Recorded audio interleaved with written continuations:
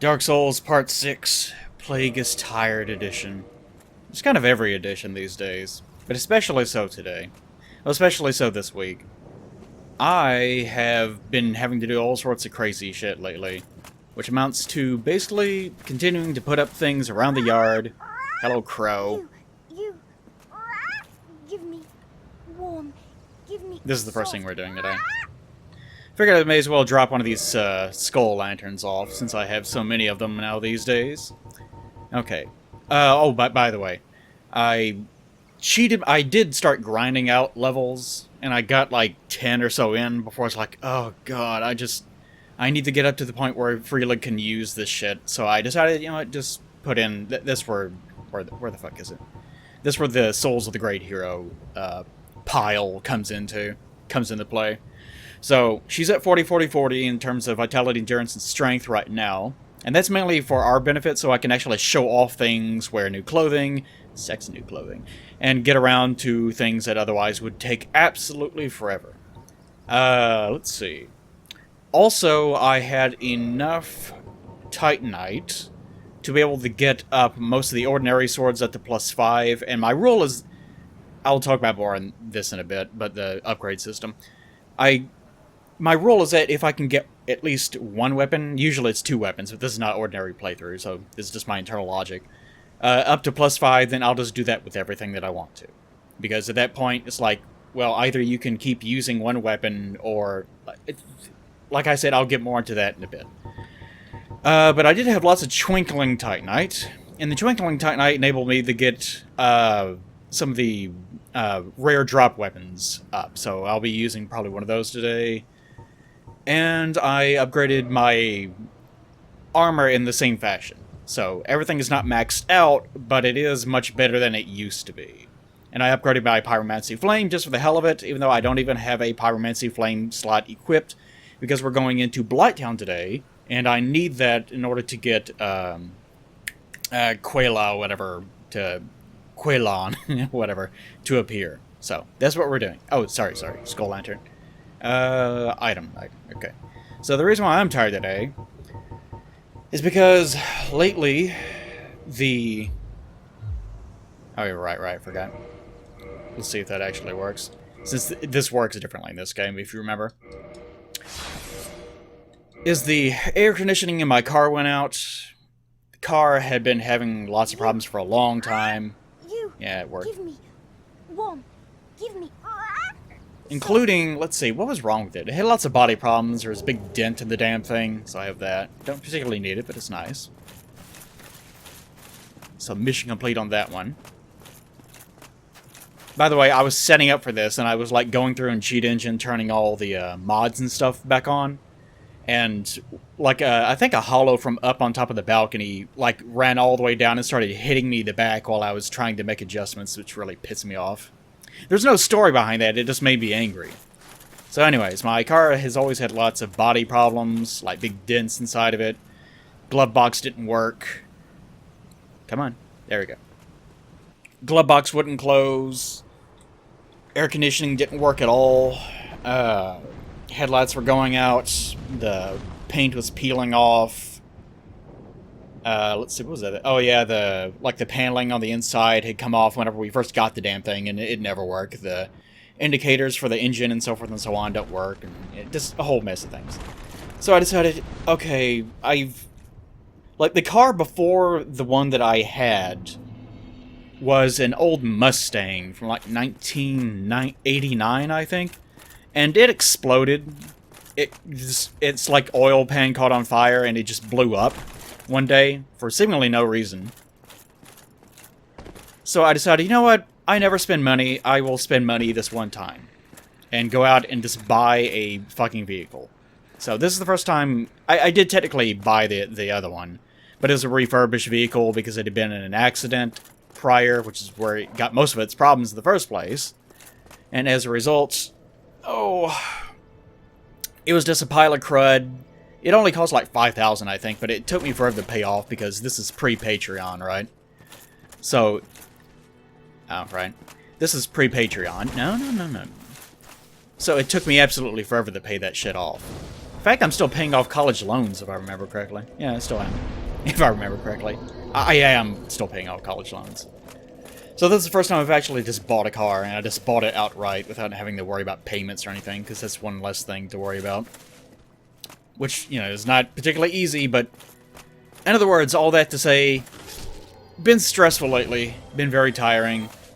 I've been getting like 3 to 4 hours of sleep. Then I'll wake up and try to accomplish something, and then... After about 5 hours, fall back asleep and get like 2 hours of sleep again. Like, it's been really shitty. So, my body is a wreck at this point. I guess is what the gist of things is. So I'm just very tired. Aren't you tired, Freelud? Tired of running through my dreams? Yes. Okay. So, itinerary for today, we're going to the Blight Town. A few things to go over, but that's what our objective is. First, actually, let me talk to old pretty boy here. Oh, hello there. I'm pleased to see you safe, as always. If you provide the materials... Now, I believe... Pyromancy. He does not get his new line of dialogue to go down and murder himself until you actually meet What's-Her-Head. So, for the time being, we're safe. In this land, pyromancers earn a certain respect. I want to talk to him, though. The Witch of Izalith, one of the legendary lords, is the godmother of pyromancy. Get a drink. So the day I became undead, I was ecstatic. I felt as if I'd been chosen to attune myself to the ancient arts. Of course, it wasn't all that romantic in the end. This is the thing I was talking about last episode? Or the episode before that? Whatever. Every episode. There we go. About how hopeful Dark Souls 1 actually sort of is. Things like that. Like, some people look on the undead curse as not being a curse. It's like being chosen for a greater purpose. Or he did. He sort of suggested it didn't end up quite being that way. That maybe it didn't amount all to... You can say how that works, though. Like, imagine if undeath was actually a thing in the real world. And some people didn't get it, they just died. But other people, whenever they died, they just woke back up, and they were, like, perfectly healthy. And they basically were going to be immortal for the rest of time until they just, you know, lose most of their soul and purpose and so forth and so on. That's another discussion that we covered well before this, didn't we? Yes, a long one indeed. The pyromancer's flame is a part of his own... Really like the concept of pyromancy in this game. Develops right along with his skill. When I gave you that flame, Isn't that cool? Myself. Please take good care of it. There's the whole idea of inheriting fire from other people, and whenever you carry the flame that you use for pyromancy, you're actually carrying a piece of the master or the other person, the friend that you got it from. I think that's a super cool idea. Goodbye then. Be safe, friend. Don't you dare go hollow. What a... I don't know about a great character. Like, in terms of dynamic, Laurentius doesn't have a shit ton of stuff going on, but he is a very likable character. So not like the pinnacle of characterization or anything, but he is pretty cool. I really like him. Alright, we come down here and we see Lautrec is still here. This is another thing to go over. Some people were confused by this, so I will mention it. We won't stay here, though. Is that Lautrec's trigger for actually killing her, there are two of them. This is where people were getting confused. Ringing both bells is one of the triggers. That is true. For people that were, stupid Plague, you're stupid, it's this. Yeah, I know. I know everything. I know all. But the other trigger is actually picking up both Firekeeper souls. Which, if you remember, I already have done. By accident. So, I am under this sneaking suspicion that it's not possessing both souls in your inventory. It's actually going to the drop point and picking up that item, whatever that item happens to be. It just so happens to be flagged in the ordinary game as being the Firekeeper soul. So you get the one in the church, and you get the one down here in Blight Town, and I'll never get used to that. And that's what sets off Lautrec. He gets a raging boner and just plows through. That's probably not. Yeah, that's not something I should say, is it, Freelud? No. You got the idea, though. Raging boners. Alright. So, ooh, that's rough. I always forget. I always forget. Okay, so numerous things to talk about today, I guess. But I can tell that since we're going into Blight Town, I'm going to be very distracted most of the time. Now, I hope you guys enjoy Freeland's sexy outfit. Because the reason why we're going down into Blight Town, specifically, I'm not actually going into Blight Town. What I'm actually going to do is try to defeat Quelaag. And then once we defeat Quelaag, I'm going to go down and try to clear out some of Demon Ruins. And the reason why we're doing that is because there's actually several items down there that I actually feel like I need. One of which is the... Really, I don't even need that anymore, considering that I have this weapon now, and that we're all leveled up. But I want to expand my inventory. That's more the point. So, I know that the Chaos Ember is down there, and remember, we can't get the Large Ember, and we can't get the Very Large Ember until we clear out Duke's Archives. So, as a result, we're going to have to rely on the Chaos upgrade path until such time as we can actually defeat Seath and his wriggling limbs. Poo-poo. And the other thing that's down there is Havels' Ring, which I don't think I've mentioned up until this point. And that we need for obvious reasons, which I guess is a good point of interest to talk about. I'm not gonna go for the follow-up, big man. I love poo-poo. Put poo-poo in my mouth. Poo-poo for baby. Brrr. No, my doo-doo. It's my doo-doo now. Ha ha ha.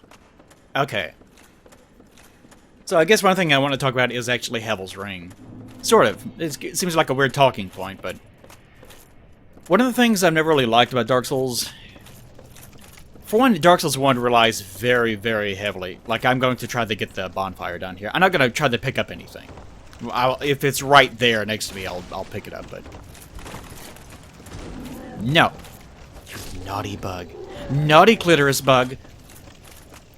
But I'm going to go ahead and get the bonfire, and then we're going to start doing runs on Quelaag. Is the first thing that we're going to attempt to do. Okay. So, Havels' Ring. One of the flaws I consider the Dark Souls 1 to actually have is a complete and total reliance on Havels' Ring. Like, not every single build uses it. Oh, he's red now. Good puppy. And he's not actually floating in midair, which seems to happen more often than him actually being in the wheel like he's supposed to be. Oh, goodness. Oh, yeah. Shiva's down here, isn't he? I can murder him. Even though it won't actually benefit me any. Wonder if, what's-her-face is going to appear. Good old man-eater. It depends on whether or not the game is flagging me as being human, I forgot. Because I reloaded the save. Okay, but yeah, there she is. So one of the problems that I kind of have with, one of the problems that I have with Dark Souls 1 is this reliance on... Oh god, they're all going to be coming, aren't they? I'm going to have to defeat, like, every enemy in the zone. Well, let's actually concentrate. Hold on. Okay. Thanks.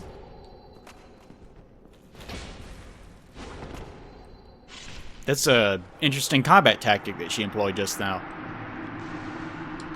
No! Bad bugs. Okay. Ooh, a gold coin. Thank goodness. Now we know that... Oh, God. I can see where this is going. So, anyways... that treasure chest in Adelanto is going to be different. Okay, let's take it into the combat arena. Oh, God, they're all so angry. So I think in Dark Souls 1, there's way too much reliance on Havels' Ring. Way too many builds have to use it. Like, they absolutely have to use it. There are some builds that sometimes you can get that do not use it, but they're far in between. They tend to not be entirely effective, and they're more just you wanting to not use the ring. Like, Havels is just way too good. So, I guess Dark Souls 2 and 3's kind of solution to that was let's just make it less effective. Oh, God. No. Oh, for fuck's sake, come on. That is not beautiful what you just did. Honestly. My solution is to just get rid of the damn thing. The thing that I always wanted in Dark Souls 1 is for not for the limit that you get from Havels Ring to be standard. Like, honestly, if you put on Havels Ring, you get a shit ton of options at that point. Like, you're... Even considering weight, it doesn't matter anymore. Like, there's no reason to even worry about it. It's just way too strong. Really? You're hiding in the corner? What an asshole. What an asshole. So, the thing that I always kind of wanted is for a Havels Ring... Or not Havels Ring. I always wanted the equipment load to be... kind of more along the lines of a Ring of Favor and Protection sort of levels, I guess. Like, I feel like the weight in Dark Souls 1 is way too aggressive, because they thought that people would use the heavy roll option or the no roll option way more than people actually do. Which, of course, they didn't.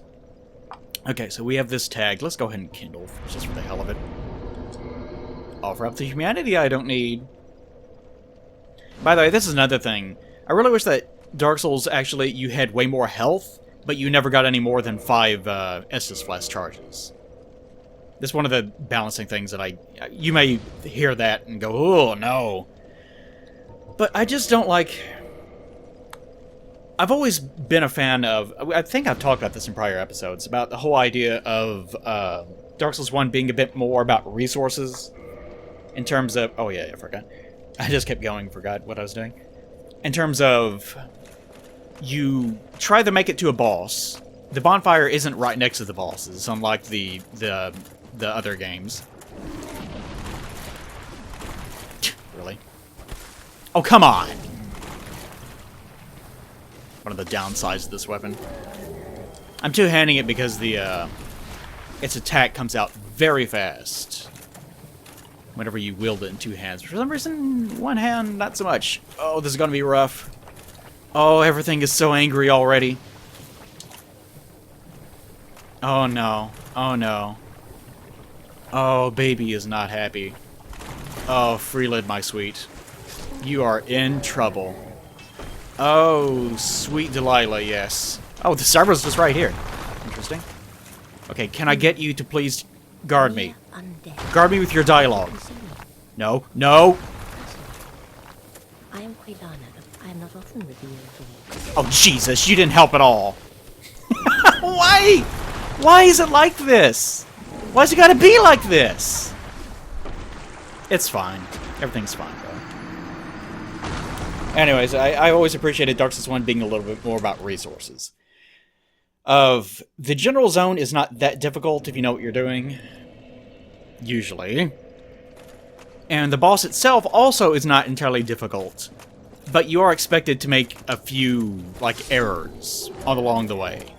And your Estus Flask charges is just a measurement of these are the amount of mistakes that you are allowed to make. Before you just run out of potential mistakes and you have to own up to them. That's the thing I like about it. Now, in the other games, it's more, you can die at any time. Like, dying so many times. Yes, yes, yes. You can die so many times. Come on, dude! I don't tell you how to wipe your ass. God, they're so aggressive. No, move! Christ almighty, move. Am I just gonna have to kill you fucks? Jesus. Okay. Time to develop a plan instead of just running around. Alright, but yes, yes. I always like that about Dark Souls 1. Whereas the other games, it's more a matter of, hey, we'll give you a million Estus Flask charges. It just doesn't matter, because if you die, it's probably going to be because you, like, got killed in 1 hit, or, you know, something did, like, a combo on you and locked you into a pattern, and you just couldn't get out of it, or something. And that's pretty much it. And Dark Souls 2 is a little bit different. Really? And Dark Souls 2 is a little bit different because, it was more a matter of, do you have time to heal? Because in 1, really... Oh, I want to call you so many names right now, but that's for offline mode.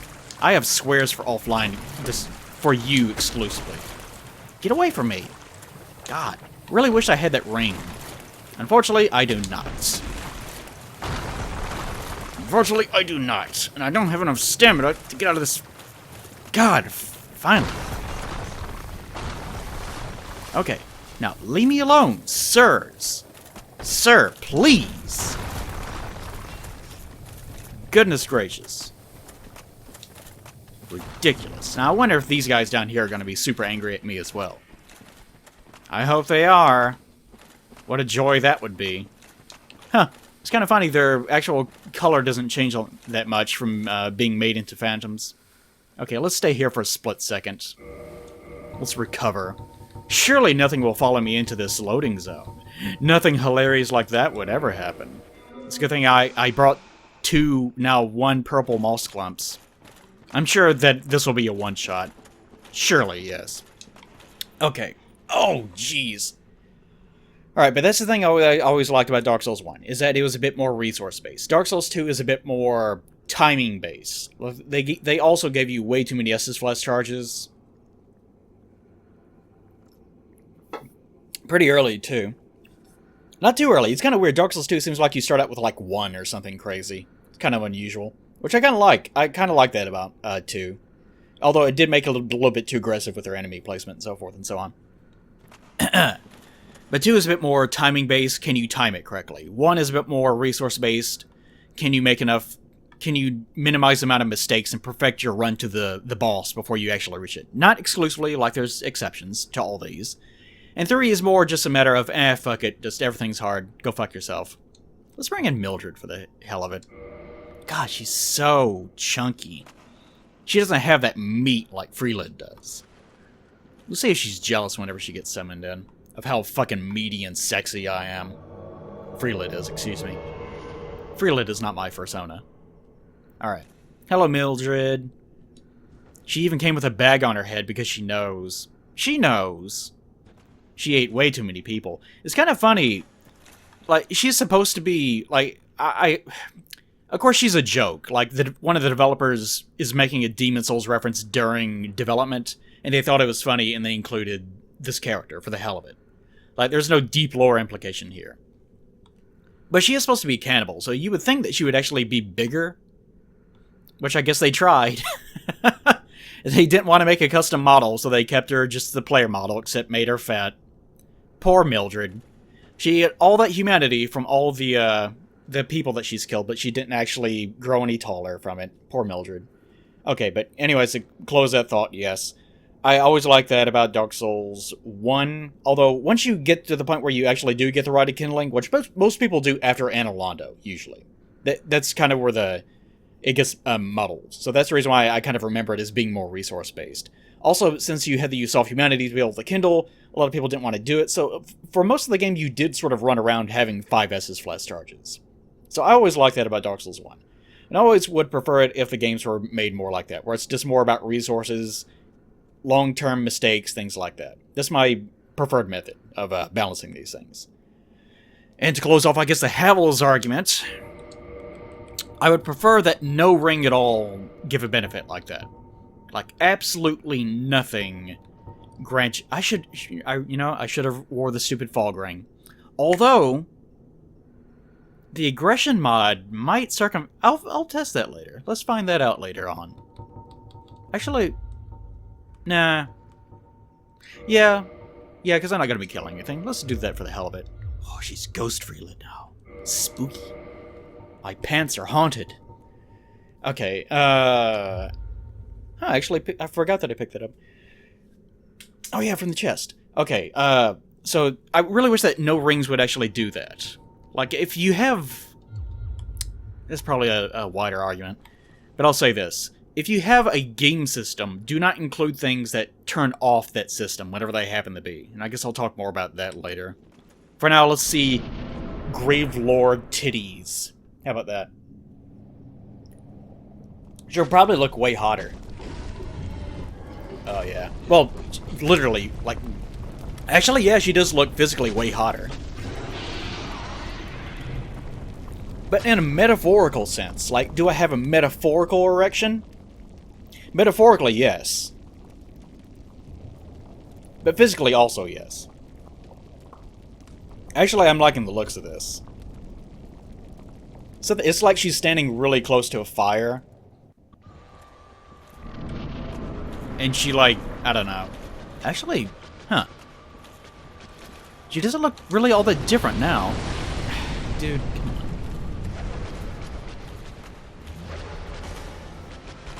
on. Because of this fog ring, actually, I can barely tell where I am. Freeland, will you get away from the lava? Okay, Freeland. Sweetie, come on. I'm actually remembering, I'm having flashbacks to my first playthrough, where I got too near her butt, and she shook it, and I died. Which was super hot, don't get me wrong. But I would much rather that not happen this time. If at all possible. So we're doing just enough damage. Don't have to worry about that. More concerned about whether I'm going to be one-shot killed. Because remember, all this red phantom shit is causing the balance of the enemies to go way out of whack. No, run away, run away, run away! This one thing about Dark Souls. Like, everything is very slow.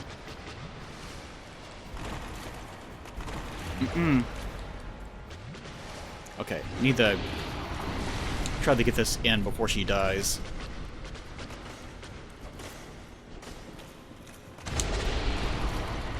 And that one attack, that's probably the most infamous attack Quelaag has. Whenever she bends over like that. And there's nothing sexual about it. Unless you count her grabbing onto her big spider dick to be sexual. Which I certainly don't. Okay. Really need to get you away from this lava. And I think since I have so many flasks, let's go ahead and dump those. Usually if you stand close enough, you can avoid those. Really would prefer the one-shot this. Surely I can at level 80 or whatever the fuck I'm at.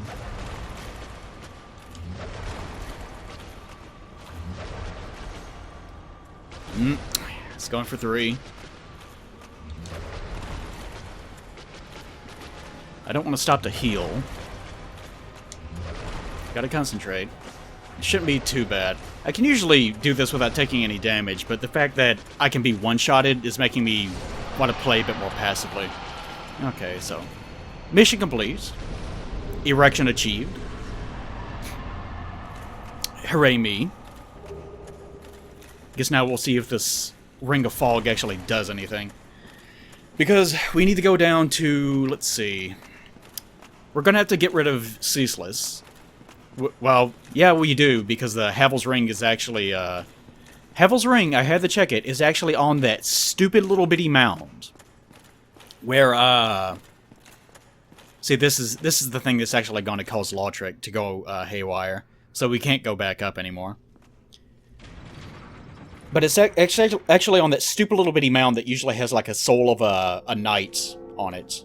If you know what I'm talking about. The one that's kind of in the middle of the area, next to where all the Taurus demons are. The one that people waste all their time trying to get because it's super awkward trying to get up to it. So the one most useless drop, potentially, in the first half of the game, I'm trying to avoid counting Lost Islith, actually is probably the most important one in the game, this particular version of it. Fantastic. Anyways, I was going to talk about systems. If you have a game system, like say if you have a vehicle combat system, where everything is running around with shields, for example, don't have something that just turns off the ability for someone to defend themselves using shields. Otherwise, people will use it exclusively. Remember Star Siege? Remember my LP of that? In that game, I complained about this a lot. In that game, you had shields on your vehicles. Actually, this is what made me think of it. And as a result of you having... And your armor did nothing. Like, your armor was just completely useless. I was wondering if he's going to come attack me or not. Your armor is completely useless. So, as a result, people did things like include nothing but the shield modulation thing, which put all your shield power up front. They use nothing but the most powerful shield, and they use nothing but shield capacitors. So that's one kind of example of not looking at your system correctly. Like, that's not a case of turning it off, it's a case of making it so that it's the only thing that matters. Oh dear. What have we here? Are you a new servant? Ooh, ooh. Yes, definitely. But you have no eggs. I've got lots of eggs. Go along and have audience with our fair lady. You think a hollow could get Maybe pregnant? you will mind your manners. We should find out. Do you think that an undead could get il pregante? Actually, pregante. It's not. Oh boy. Oh, this is rough. Oh, Gravelord. Gravelord Fair Lady is she's got it bad, doesn't she? It does make it more clear what exactly her model is, though. Like, if you kill her, all this is the stuff that's going to be vanishing. Oh, that is rough stuff right there, baby. Okay, so I can't talk to you right now because I forgot to put in the ring. I could do it right now, live, on set, but I'm not going to do that. Okay, so you are here, and you are confused. Setting the stage for confusion. Just thinking... I like the fact that her only reply is a question mark, which seems to me to indicate that she's sort of doing like a cute dog pose. You know, whenever a dog gets really confused, they kind of tilt their head to one side and do that dog thing. I kind of imagine that's what she's doing. Are you Super cute. to dedicate yourself to our fair lady? Then I will make available whatever you require. If you need something. I mainly just want to see if he has any extra pyromancy. I can't remember what he has exactly. So he has... Oh, yeah, you're right. I have to align myself first, so it's not going to matter one way or the other. And there's nothing for Ascension. Okay, let's just leave it at that for now. Alright. Thank goodness this isn't a lore playthrough, right? So anyway, it's about the lore. Actually, about systems. It's very common for games to have this problem. Where you have something either that has equipment load, or you have something that has, you know, a shield function, or so forth and so on. But then there's one item or one skill or something in the game that everyone uses because it just shuts it off. It makes it so that you don't even have to worry about it. Okay, let's hurry up and light this before every Taurus demon in the universe starts encroaching upon my position. Let's see, 55,000 the next level. I was level 95. Goodness. I need it. I definitely need it. My goal is actually to be like max level by the end of this playthrough, which is going to require some heavy cheating because it's just not possible to do in one playthrough, obviously. I forget what the... It requires an obscene amount of them, that's for sure. Okay, so... In the old aggression mod... Huh. Oh, the Ring of Fog. That's probably what's doing it. Okay. So it actually is working fairly well. Because even these down here are not being aggressive. Let's actually test that real fast. It's right here. So it seems like the Ring of Fog is actually making it so that their aggro range is about the same as it normally would be if I was not using the aggro mod at all. So that's sort of defeating the point of having the mod. So for that reason, I might end up taking it off. Because hilarity, right? But maybe not. But anyways, yeah, if you're going to design a system, don't just have something else in the system that just turns off that element of it. And in the case of Dark Souls, having your weight system is supposed to mean something. Or used to supposed to mean something. And honestly, like, weight classes in games, Tribes is a good example. If you guys remember what Tribes is. It's a first-person shooter where you fly around with a jetpack, spin fusers, Shazbot, etc. That's a good example of this, because that game originally began with lights, mediums, and heavies, and they're evenly spaced as far as their health and like speed and so forth and so on goes. But as they kept going up in games, they realized, oh, everyone uses either lights or heavies. They don't use mediums. You know, I used to use mediums just because I like the comfort zone element of it. But it was definitely not optimal. So in later games, what they ended up doing is making the mediums more like super lights, except they just had restricted, they had access to other kinds of weapons. And they were just slightly different. You know, Ceaseless, you don't look too bad. You look like you're even more suffering, but you don't look too bad. Because you already sort of look like that. And he's going to get super angry. We've already got his Actually, let's go ahead and do that. No. I'm not gonna remember what the hell it was that I was wearing. But he, let's see, gets super angry if we pick up this, which we already have. You know what? Fuck it. Let's just go ahead and put it on. Let's be adorable. This will not result in anything whatsoever. It'd be funny if I put on this one skirt, like I put on the skirt finally, and then he did like an animation like, ooh! But now he doesn't care. Maybe it's the Ring of Fog, maybe this was... No, nothing happened. So, mystery solved. That's what it was. Back to looking sexy! Okay, so, let's see. Oh, by the way, I also put in the Elite Cleric set and the Mage Smith set, which are the 2 sets in the game that you cannot have access to unless you physically put it in there. Via cheating. Because I'm a cheater. And I like to look good. Yeah. Well, originally, before we even started this, I had the pants on for the...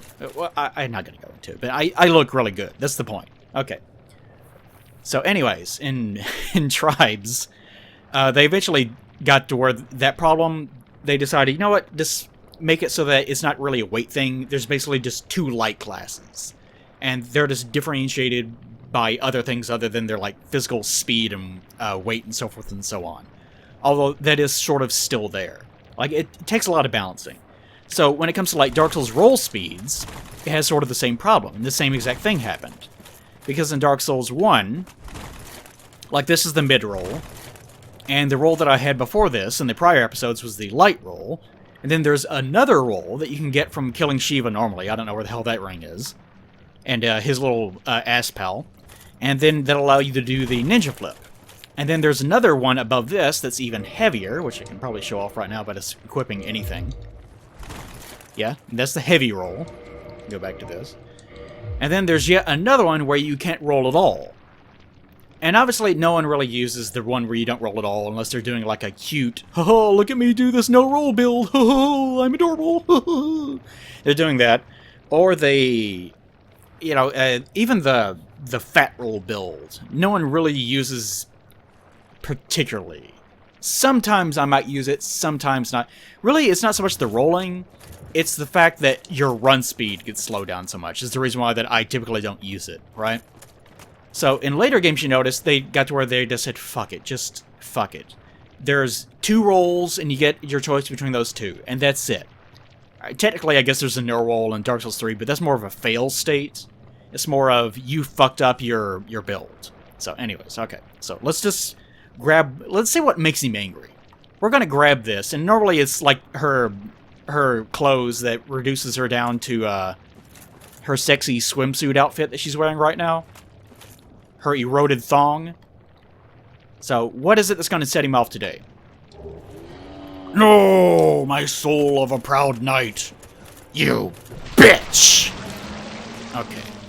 So, let's take soul of a proud... It couldn't have been any more of a generic item. Okay, so let's do the typical run back. And this still, to me, looks like some sort of bizarre animation error. People swear up and down, no, it's intentional. It's totally a different thing. To me, like, even now, it still does not look intentional because it looks so terrible. Like, it doesn't look like it has a custom animation to me at all. It could be, you know, if you go into the game files, I'm like 95% sure that there would be a custom animation that's slightly different, but it still just looks so fucking awful. That, to me, I still think, no, it had to be like a development thing where it was an accident and they just left it in. But maybe they came up with a custom animation for it later, maybe. Like, who knows? But either way, it just looks fucking awful. He got here fast, didn't he? Like, he rushed his ass off. He really wanted that soul of a proud knight. Okay, let's take a look at his big dumb crotch. Roar. He does fall backwards. Like, again, 95% sure that he has a custom animation, but I'm going to say that he doesn't, for fun. Okay. So, you run into that problem whenever you're designing systems. Of, how do I properly balance this? And in Dark Souls 1, obviously weight is not balanced correctly. Because standard weight, you get basically no options at all. Like, you can't do shit with it. Like, I'm using standard weight right now. You get basically, especially if you want to use a heavy weapon. Like, if you want to use a heavy weapon with no Havels ring, you're going to have to wait till you're like... It's so weird. I've talked about this before. Because in real life, people wore big, heavy suits of armor so that they could use two-handed weapons and that sort of thing. Yeah, just the general protection, obviously. It wasn't exclusively to use two-handed weapons or anything, but you could use two-handed weapons as a result of that. Like, that's just one of the benefits of it. And, because you're wearing a shield over your whole body. That's the reason why you don't see knights running around carrying a shield in addition to a one-handed weapon. Like, sometimes if they're on, doing, like, jousting or something like that, you might see that. But you're wearing a shield over your whole body, so that's the whole point. So, seeing someone wearing full armor and a two-handed weapon is super common. But in Dark Souls 1, in Dark Souls in general, it's more, if you're going to use a big two-handed weapon, you should be naked. Because then you don't have... Because you're carrying around a big bundle of damage. Because in Dark Souls, a big two-handed weapon is for damage. Like, it gives you a bigger damage number. And that's its main benefit. That's how the game is designed. So as a result... God, her legs are just going crazy. So as a result... Oh, I can get one more. Well, may as well. May as well... Yeah, may as well go Endurance. Let's max out Endurance to 50 first. Yeah, let's go 45, 45, 45 if we can. Okay, yeah, Dark Souls 1 is like that. It sort of makes it so that if you want to wear a big heavy suit of armor, you should be wearing a shield and using a one-handed weapon of some sort. And let's... I'm gonna have to deal with them, aren't I? Actually, I haven't set my stupid pyromancy. I need to do that, because I'm probably going to have to need, if I even have it, profuse sweating. I'm not sure what I have. I haven't... Oh, yeah, right, I forgot. Well, I guess I can take this off and get one of my mini attunement slot things. Okay, let's try that again. There we go. Alright, fantastic. Okay, what the hell do I have? Flash Sweat. This is what I actually need. Because we're going to use that to try to get to that item before we die. Which is probably not going to work out, to be honest. And I need the Kindle. I forgot about that, too. Anyways. Yes, Dark Souls does that. It does whatever it was that I said that I forgot about what I was saying. It's... God, what was I talking about? My mind! It gets so bad. Designing system, armor, so forth and so on, weight restrictions. But weight in Dark Souls 1 is fucked up. That's what I was getting at. Okay, good. Tried to get that in my head again. It fucked up weight restrictions really, really bad. Because with your ordinary weight, you can't really do much of anything. With Havel's Ring, you can do all sorts of crazy shit. And more importantly than that, armor does matter quite a bit. Like, endurance is probably the best stat in most of the games, or its equivalent stat, whatever it happens to be. So, as a result, people will tend to invest in that. I wonder what happens if I attempt to take off the ring and just immediately all of them just... But the stat investment in endurance is pretty high. It gives you a lot of benefit. So, Havel's Ring is usually welded to everyone's bars in Dark Souls 1. For very good reason. Like, it's very aggressively good. Huh. It's amazing how similar the ring... It must be that the aggression mod is actually increasing their range by the same exact amount. Are they still after me, or are they returning to their position? It doesn't matter. That the Ring of Fog reduces the range by, which is kind of fascinating. Yeah. Yeah, it's pretty much exactly the same. That's amazing. Huh. I wouldn't have expected that. God, he looks especially angry. Oh, really? Come on. Okay, at least it breaks his poise. Yeah. I love that R2. It takes a shitload of time to... That's another Dark Souls 1-ism. Is, hold on, make sure. Okay, good. Is this move? The Black Knight weapons especially have moves like this. I think I actually have the sword as well. Yeah. Sword also. Like, look how slow that is. Like, that is never going to be usable in PvP especially. But even in PvE, you have to time... Like, if you're doing it as a lead attack, you have to time that shit perfectly. Because if you don't, you will eat shit super hard. Okay, come on, sweetie. I gotta kill every last one of these things. Great.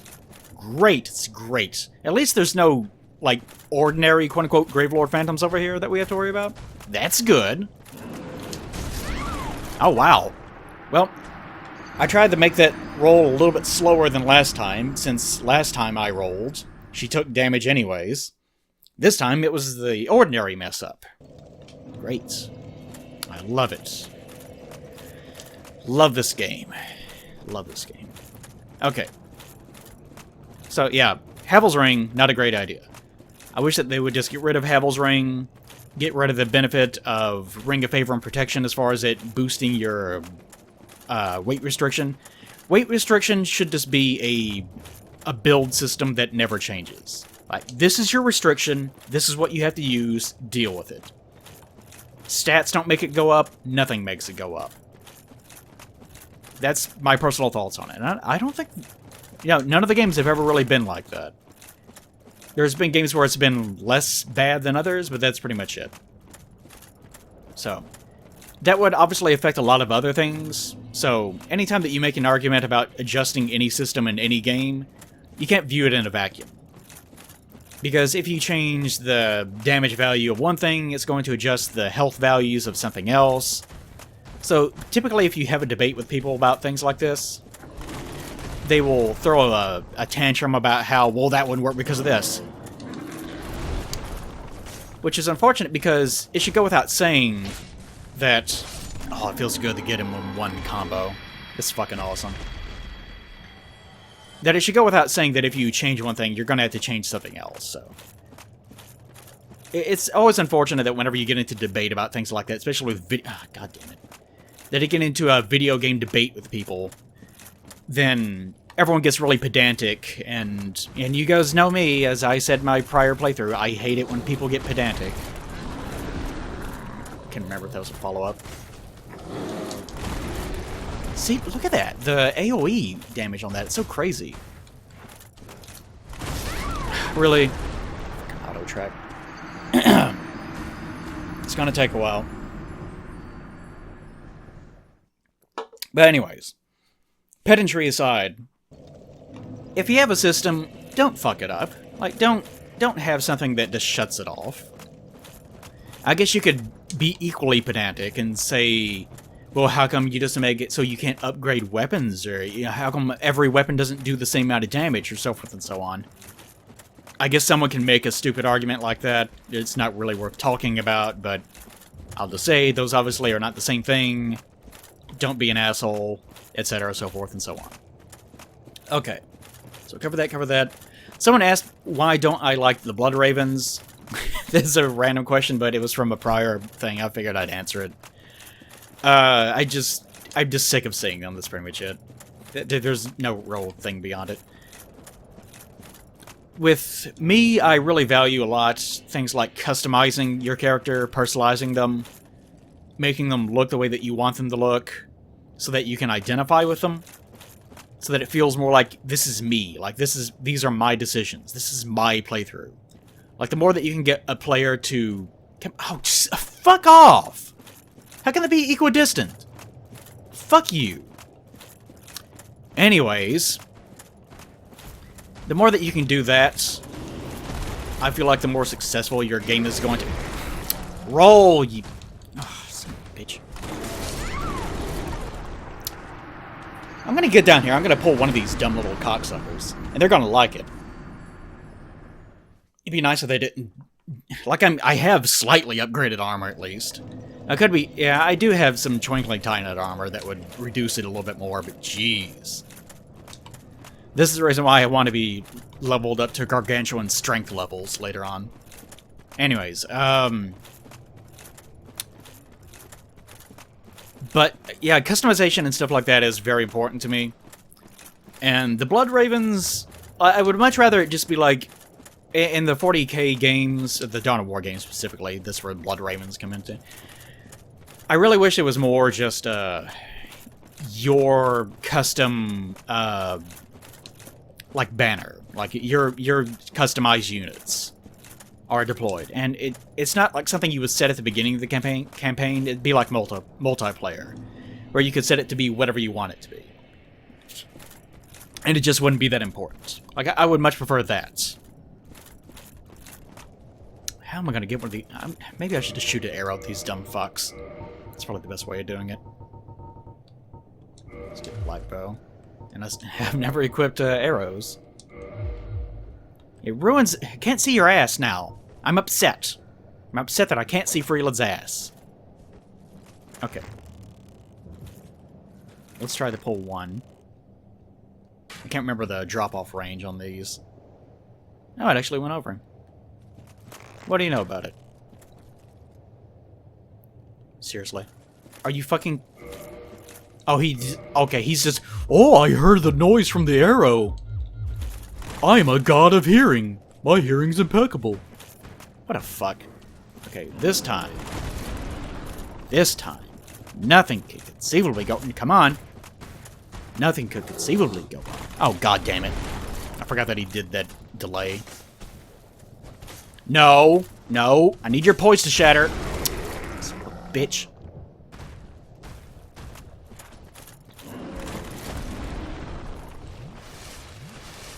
Alright, come on, you fuck.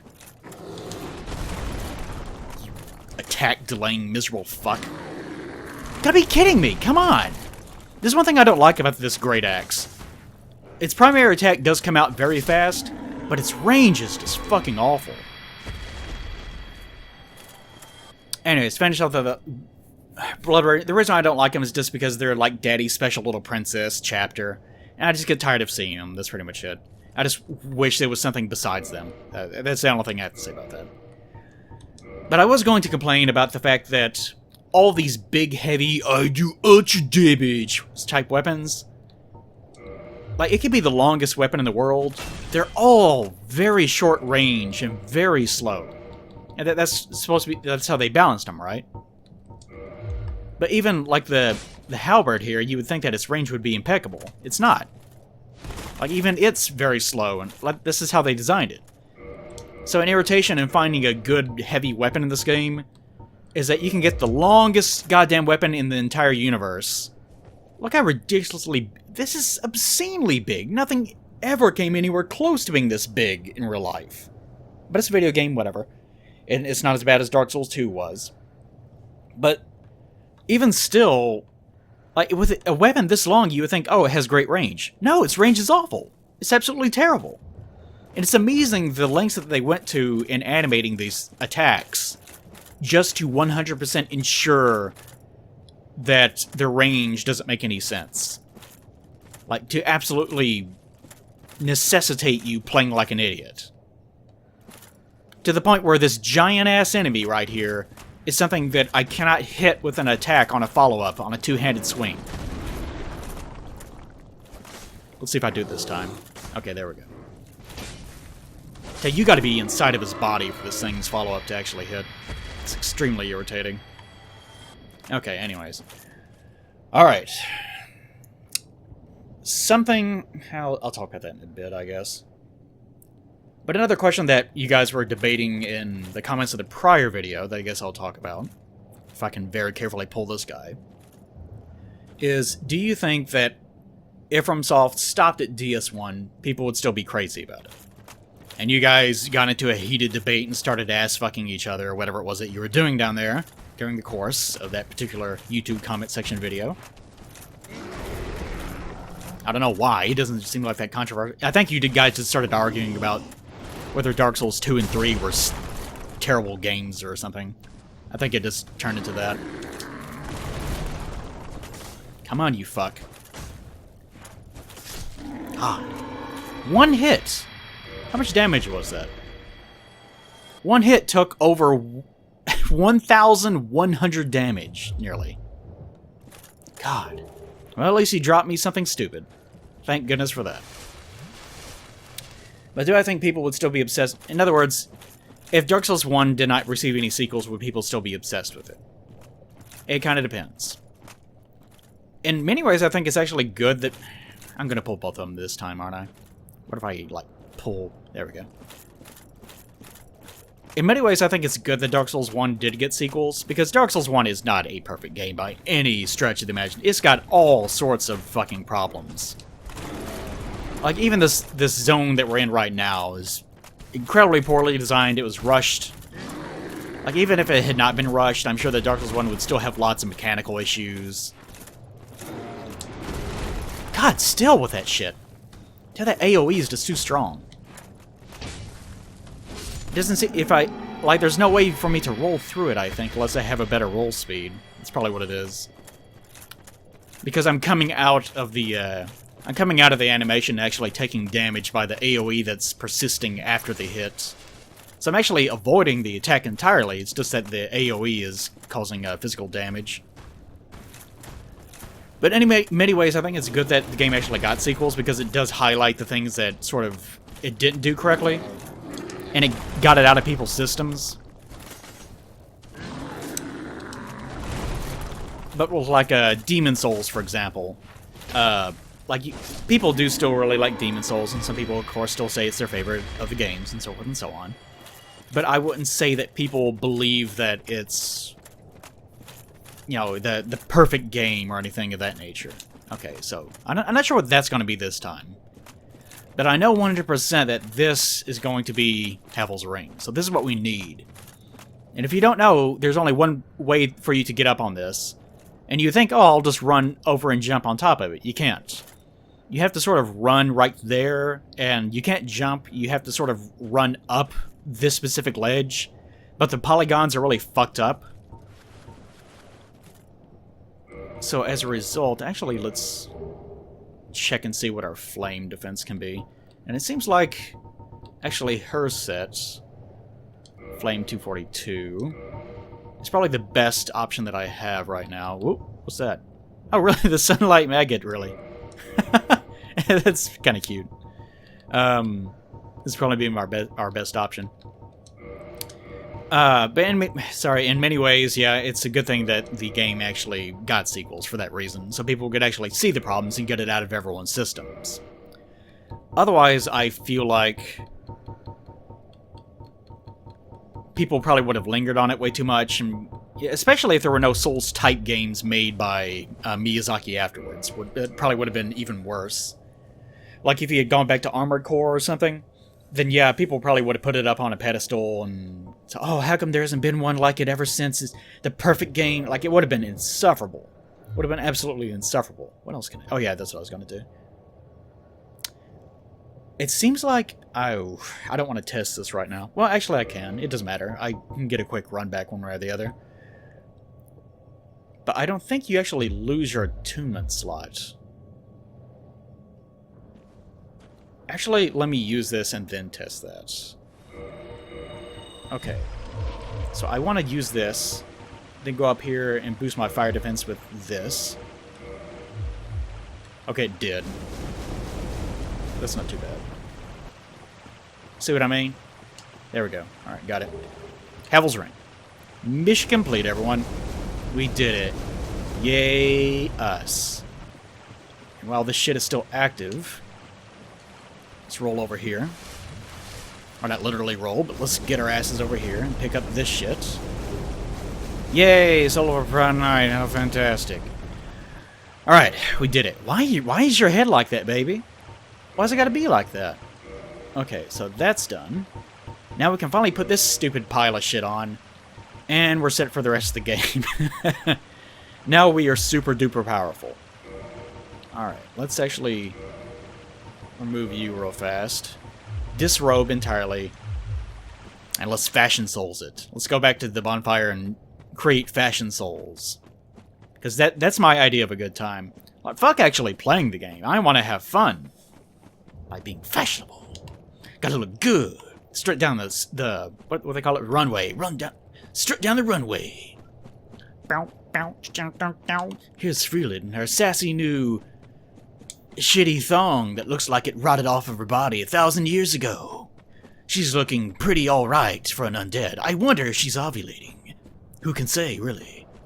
I don't think I like this thing I'm imagining. Alright, yes. So, I think that if they had stopped at Dark Souls 1, yes, it probably would have been very bad. Because people probably would have started fetishizing it, which has happened with other games in the past. I can, like, off the top of my head, because it seems like these days especially, we've gotten into the rehashing thing so much, that game series that originally didn't have a sequel are either getting them now or already got them and they were disappointing and so forth and so on, or they're so slavish to the original that they make the same exact mistakes because they're just trying to replicate it. One of those issues. So you kind of run into the same problems. So yeah, I think people would probably still be... I think your question was more a matter of, do you think people would still consider it to be a great game and people would still think about it? Like, would it have turned into another Demon Souls, I guess is your thing. Like, would it be a cult classic that people didn't really think about? But of course, that's viewing things in a vacuum, because the reason why we have Dark Souls 2 and 3 is because the former president of FromSoft signed off on them before Miyazaki became president, which I discussed before. And that happened because the game did so well, in terms of its marketing. They saw money on the wall and decided, well, if it's this popular, then obviously we need to do something about it. We need to make money off of it while we can. So that's the reason why it got sequels in the first place. So would it have been as popular if it had not been as popular, is kind of the question. So in that case, it's like, well, I guess not. So it's one of those things where you just can't view it in a vacuum because one thing leads to another. And there's no way around that. Alright, before we go over there, let's clothe Freeland's sexy naked body with something. This is sort of what I was talking about, where I was fucking around. I put her in the long skirt here. Actually, you know what? I wanted to point this out. Lautrec's armor looks amazing on her. And I was actually thinking about modding it so that the armor, of course, you guys are going to say, do it, because you're not the ones that have to do it.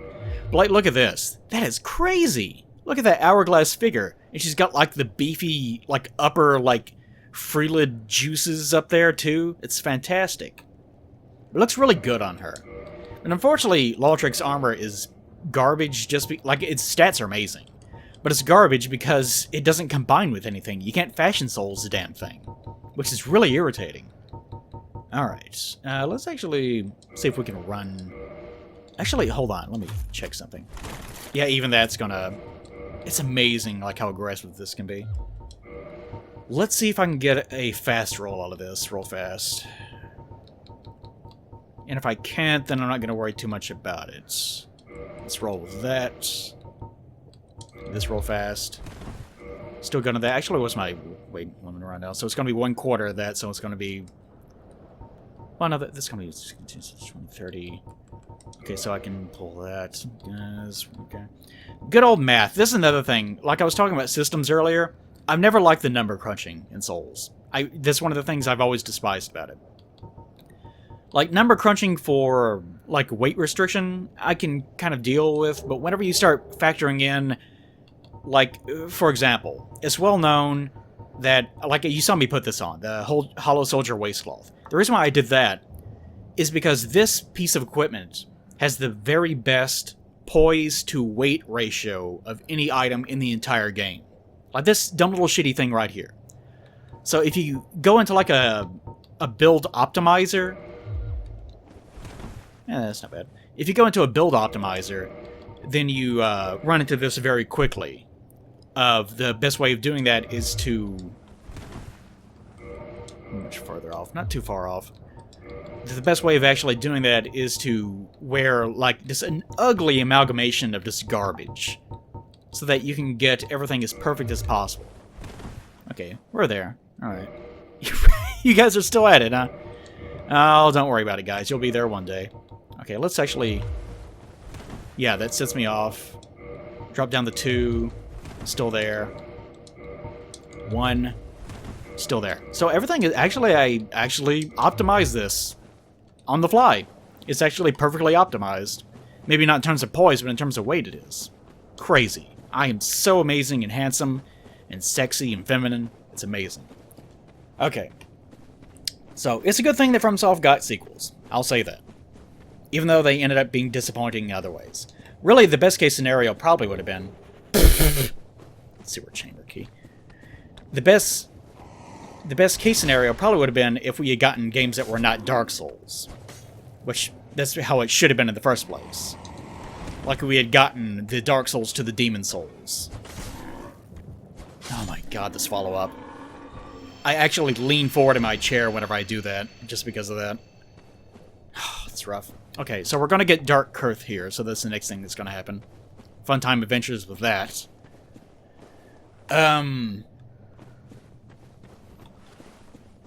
Yeah, I think the best case scenario probably would have been if we gotten different games of different titles, which is Miyazaki's strength. Like, you can tell with 3, he had ideas that didn't... Wait. Almost forgot. I don't want to deal with that just yet. There we go. Okay, good. Oh, thanks, Random Death. That we... that he had several ideas that he wanted to run that simply did not mesh with the Souls universe, but he kind of just did anyways. Probably one of the best examples of that. God, will you proc? Kirk, will you fucking appear? Is he not? Maybe he's not going to. Maybe it's because... Actually, hold on. I think I know what it is. Let me change this real fast. Because this is what I'm talking about.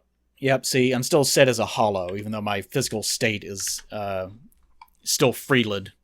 I'm still in my Freelid state. Okay, let's see if that actually changed anything. Let's do a run back.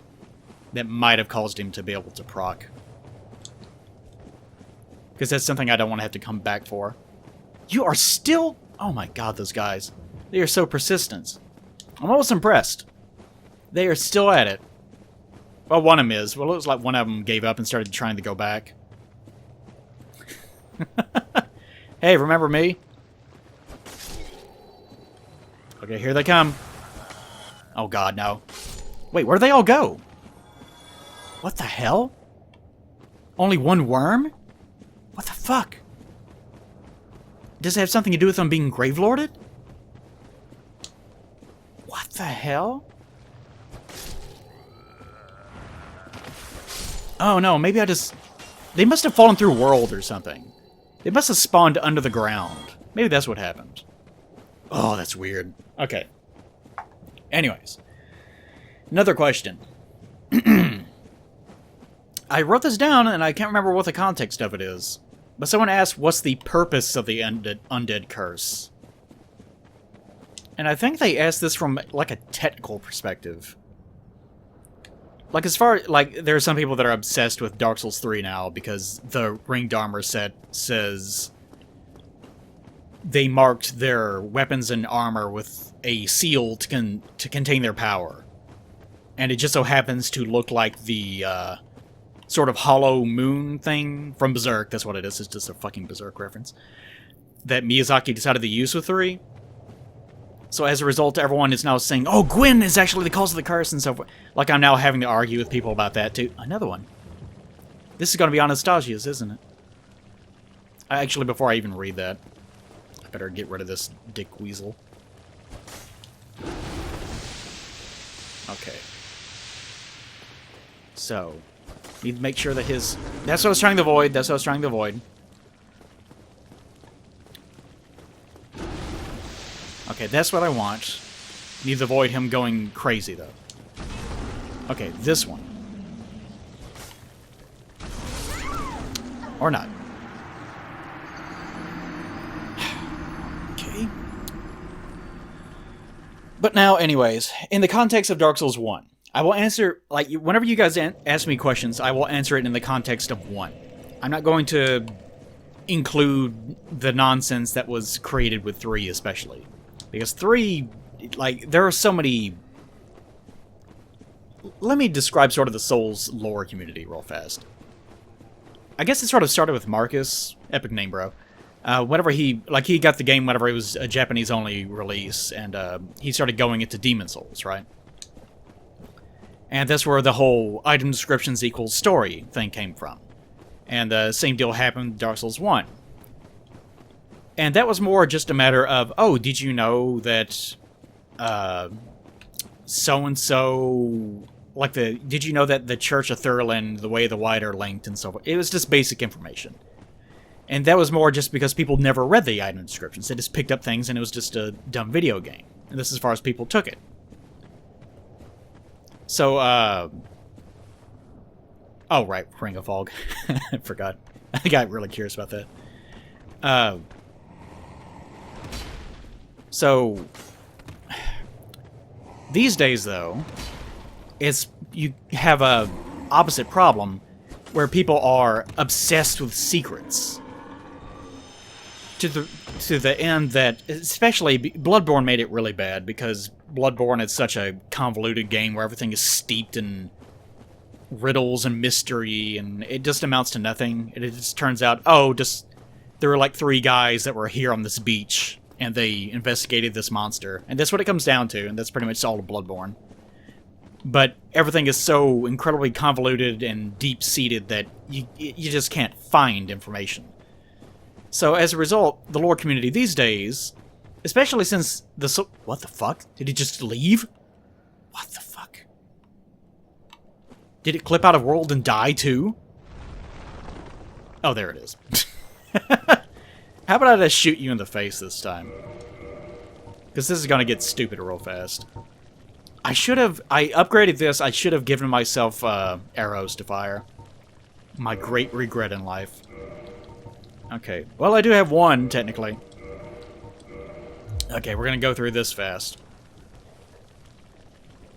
But these days, oh god, really? Those are the standard ones too. Nah, there's no way. There's no way. Do I have poison? Yes, poison throwing knives. Okay. So this is my other option. I can't remember if these things even poison. I think they might. Yes, they do in fact. And they do so quite easily. Which gives me plenty of time to just stand here and talk, while we wait for him to die slowly. No, Plague, I want to see action, said no one ever. Alright. But whenever you ask a question about Dark Souls, I'm going to give you a response in terms of Dark Souls 1, not 3 or 2 or so on. Just to clarify. And the difference these days is that the Dark Souls community, a lot of people have left, or they've lost interest in Dark Souls specifically. Like, they might come back to the games, but they've kind of grown wary of especially the lore aspect of it. They're just tired of dealing with it. Like, Vadi is still around, obviously, like this his job. If the games ever dry up, I'm not sure what exactly he's going to do, but that's, you know, he has to do that, right?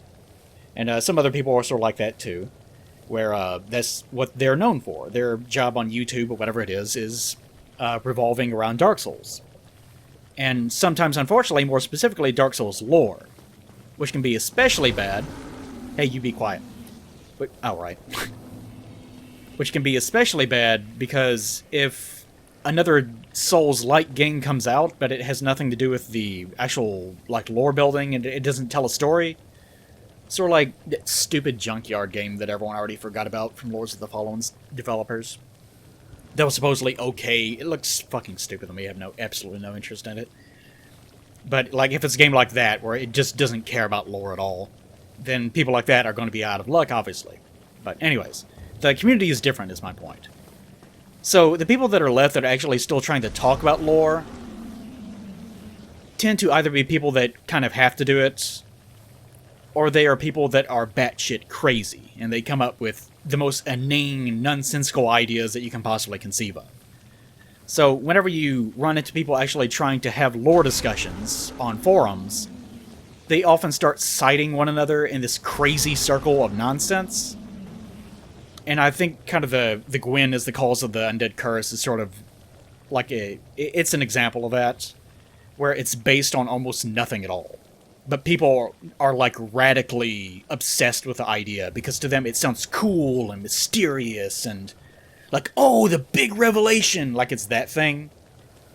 And it's like people that look for like twists and hidden meanings in very old movies, and they like the conspiracy theory YouTube video sort of things, where like here's the theory about this. What if so and so was actually asleep the whole time and it was all a dream?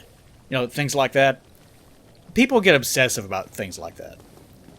And the Dark Souls community is no exception, and it is especially... like, it has that problem especially.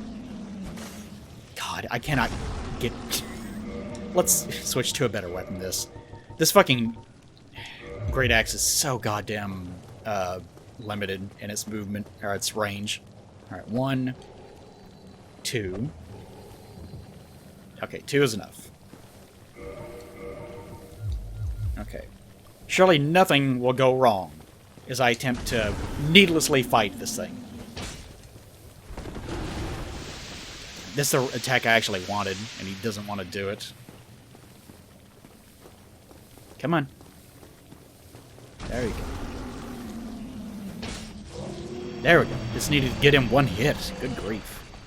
I fucking hate that one worm. Those worms in general are just awful, awful enemies. Because you can't really approach them in a game about melee. You kind of just have to stand back and just let them bleed themselves out. It's kind of stupid. I'm sure there's going to be like one, no, if you stand this... Yeah, shut up. Anyways, but under the framework of that's how the Souls community is now... I'll use this for a while, I guess. That's how the Souls community is right now. You can see why, if a topic bleeds over into Dark Souls 3, why I don't bother getting into it. Because at that point, you're kind of dealing with a lot of crazy people. And sometimes there is actual information in there. But again, I went over this in my, I think, last video, where I talked about how you have to view 1 in a vacuum, because there was no concept of sequels at the time. And a lot of the information, you know, conflicts with stuff that comes later and so forth and so on, so... Jesus. It's a good thing I had this fucking ring on. I was not paying attention.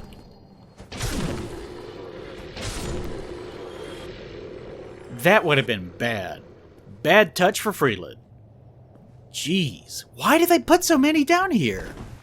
Was that necessary? Oh good, it shatters their poison when hit. Oh no, it is a headshot, that's what it was. Maybe we're not, I don't know. If you actually hit things in the head, it will stagger them, even with a melee weapon. Yeah. Let's try a horizontal this time. Well, no, it's not what I think it is. Huh, his aggro range is actually a little bit different. Interesting. But in terms of that question from random person on the YouTube comments, what is the purpose of the undead curse? In Dark Souls 1, there's no purpose to the curse at all. The curse is just a natural result of the way that the Dark Soul behaves. It's a metaphorical representation of just how life is. Wow, he survived? And Freeland completely whiffed on the attack that was right next to that one enemy? Fascinating. Great work. Fantastic. I can't even see his health bar. Like, he has, like, 1 health. Yeah, whatever. But in terms of Dark Souls 1, yeah, there's no purpose at all to the undead curse. There's no real purpose to any of it.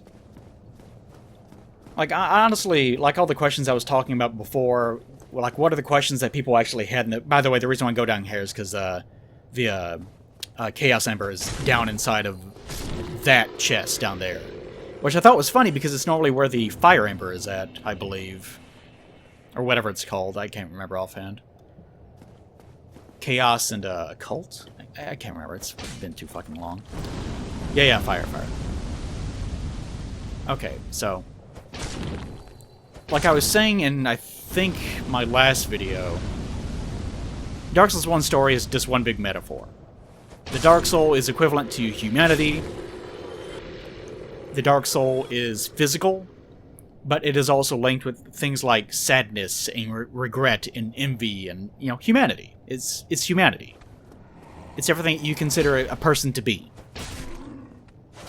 So, like the Undead Curse specifically as a gameplay convention is necessary because, you know, why do people respawn? It's just an explanation for that. I'm sure it was the main focus for why it exists in the first place.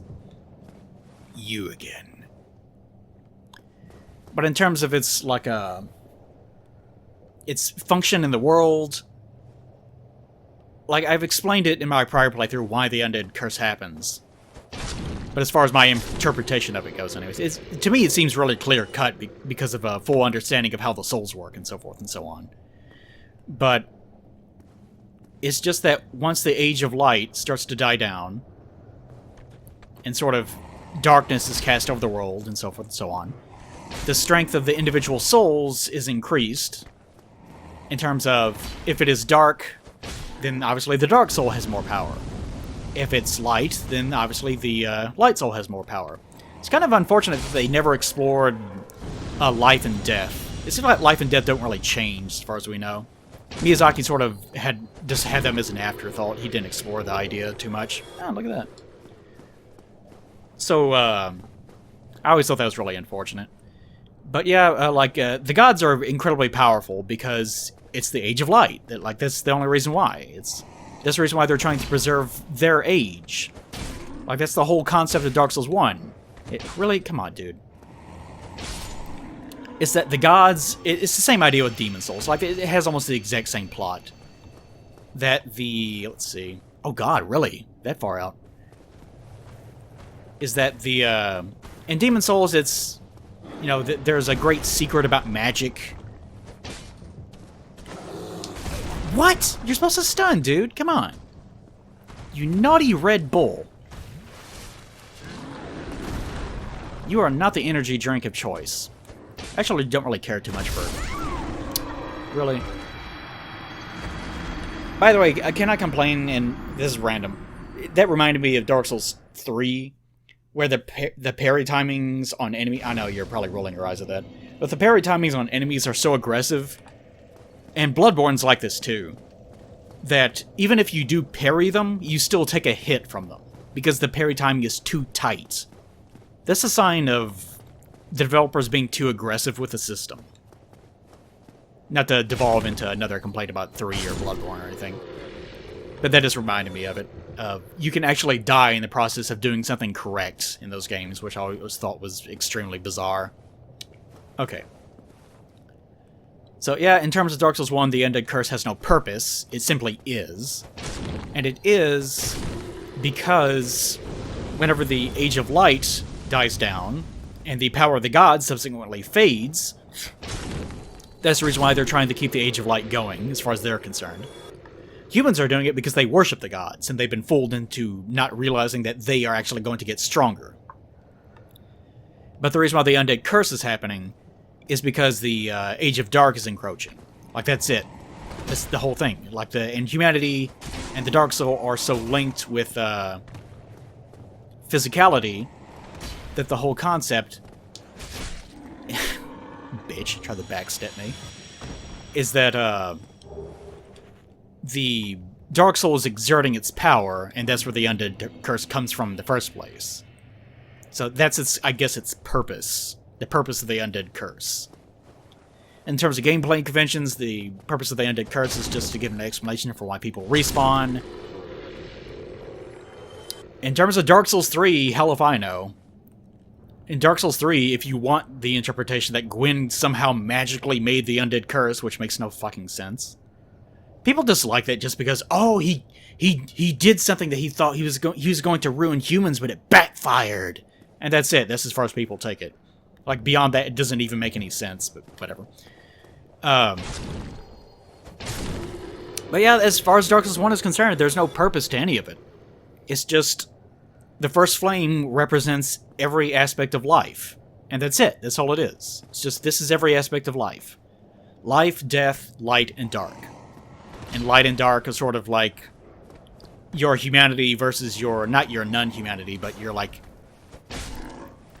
godhood or whatever, your sort of inner beauty, or... I've always kind of debated on exactly what the light soul, the soul that the gods use, Gwyn's soul, like Gwyn's Lord soul. I've always kind of internally debated on what that's supposed to represent. Because the Dark Soul, obviously, they give you an explanation. It's physicality, like the DLC is all about that. Physicality, physical weight, emotion, just everything that encompasses being a human being. So the Light Soul, it seemed like it would be whatever the opposite of that is, because, you know, the other two souls, life and death, you know, obviously, it's, like, the Life Soul involves creation, Death Soul involves sort of... Death Soul is kind of weird, because you would think it would be nothing, like, there would be no way for you to have such a soul.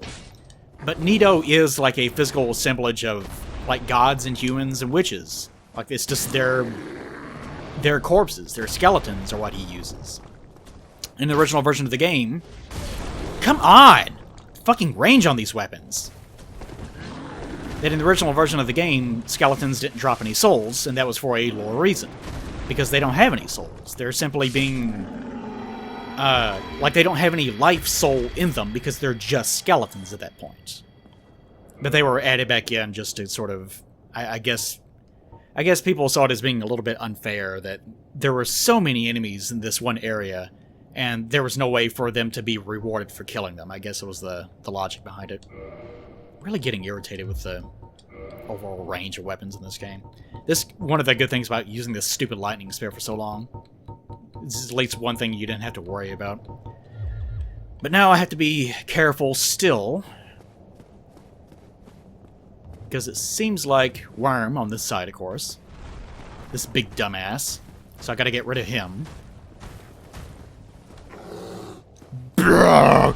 Blah! I'm smelly. I don't wipe myself when I poo. I'm a big dumb animal. Blah! Now he's dead. Because I am superior. Freeland is superior to dirty, non-wiping Taurus man. Alright, whoops.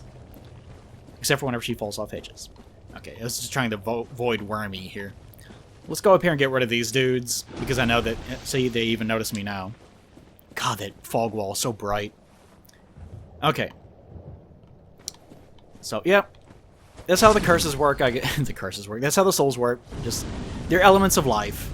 And that's sort of the whole reason for the first flame. Like, that's what the first flame is. It's just... Like, you can see the juxtaposition. Like, what is there besides the first flame? What was there before the first flame?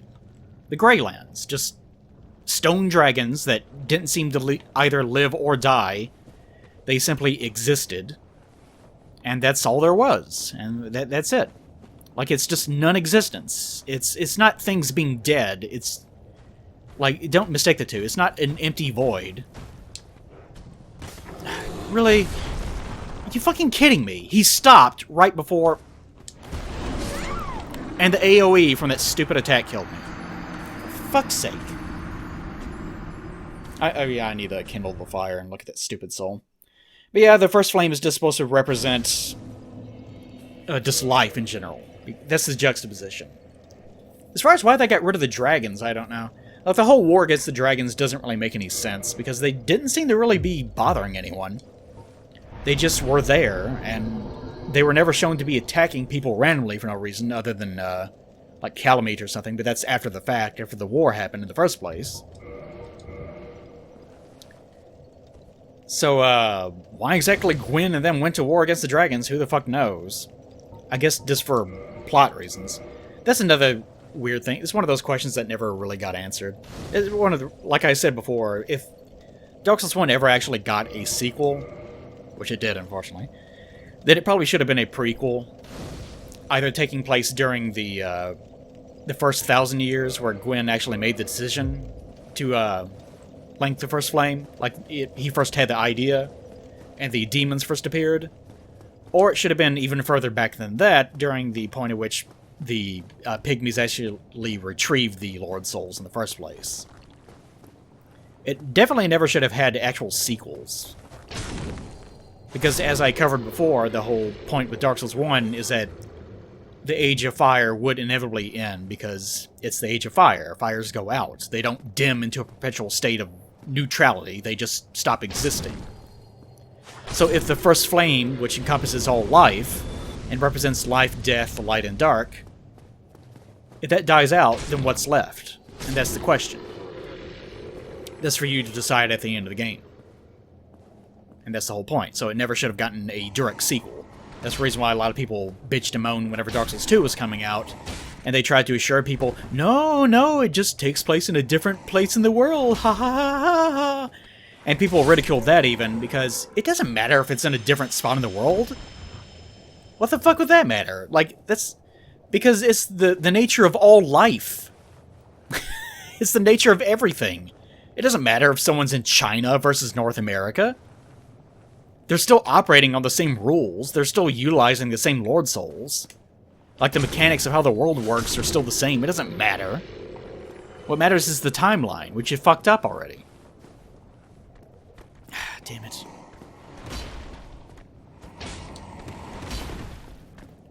It's a good thing I had this fucking roll speed. Tell you, this is a... Ugh! This is the part of the game where, shields just kind of stop mattering. Like, a shield against these dudes is not really going to do you much of any good. You might be able to block, like, one attack, but I guess that's about it. Oh, you completely whiffed on it?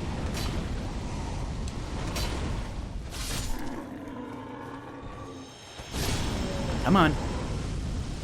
One last one. There we go. Hey, you have to time everything's... Whenever you get into those big team fights, you really have to time everything's fucking animations very perfectly. Okay. I guess before I even go on, because I've already kind of covered all that, I just wanted to make sure. Each Firekeeper is a corporeal manifestation of a bonfire and draw for the humanity which is offered to her. Her soul is null by infinite humanity and can boost the power of precious essence flesh. So this also does not seem to be Anastasia's soul. So it could be that this is the Firekeeper soul in the back of Logan's cell. I think it's... If there's another one besides that, I cannot remember it. But that is my guess. It's probably what that is. So all you people that are waiting, he's going to forget it. I was thinking about it the whole time, don't worry. I have lots of ideas and thoughts in my heads, all 15 of them, that are just whirling around like crazy all the time, and it's really annoying. 100% damage. My favorite part of that is that Freelid completely missed her attack while standing directly next to him. I have kind of had it with these weapons. Let's see. I just don't have as many options right now. And all these other ones don't really deal anywhere near as much damage. I'm almost tempted to just do a run to that stupid chest, which I probably could do, actually, now that I think about it.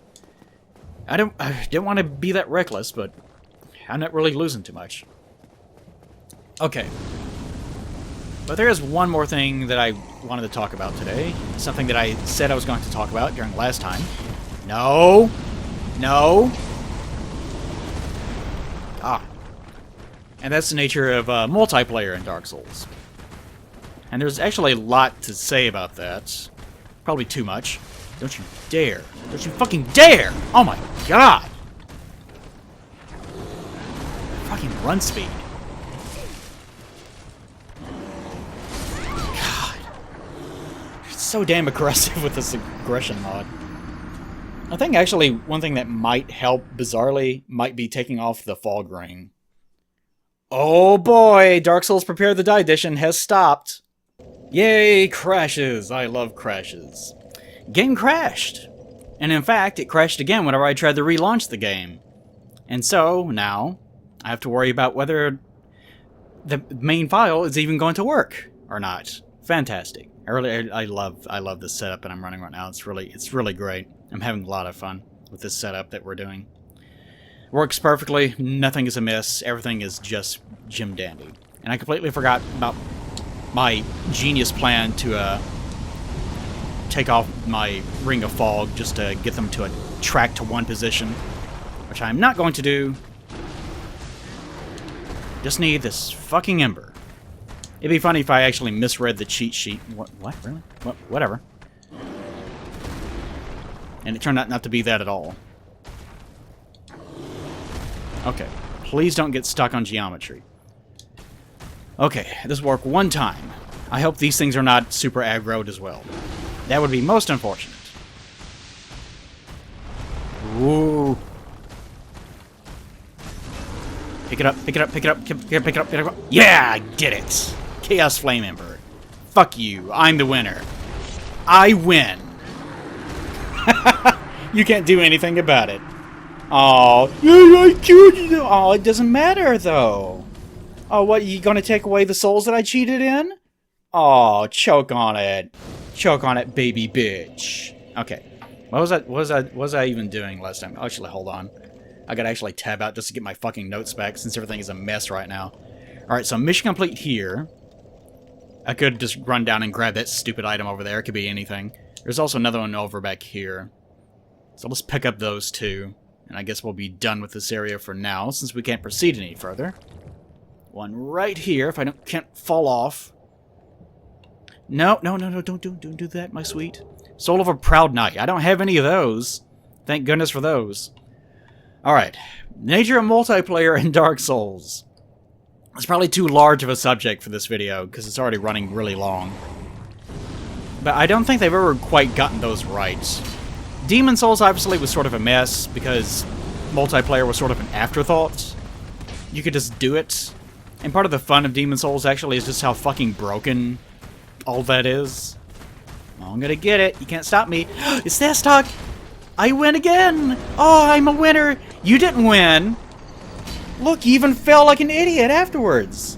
Oh, I win again. I'm so good at Dark Souls. And look, I even have 99 self-humanity still. I am just absolutely fantastic.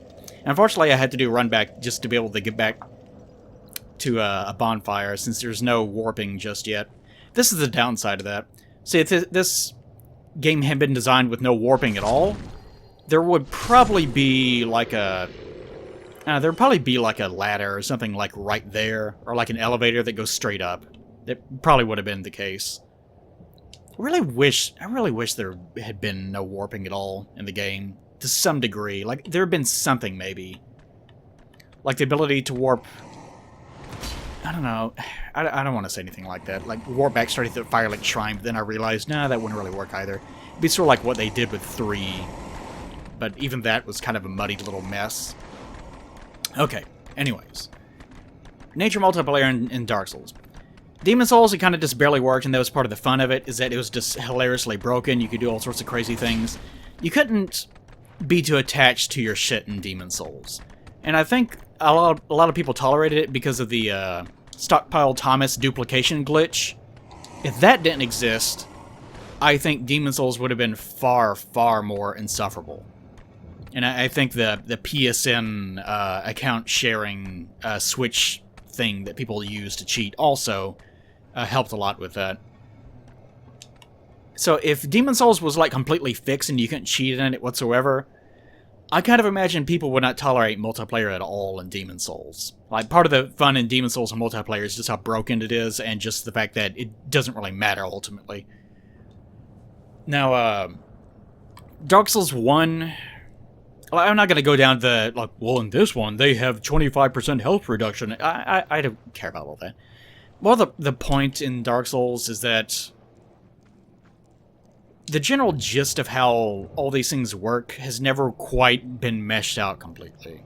And I think it's never really been particularly successful. Really? From what?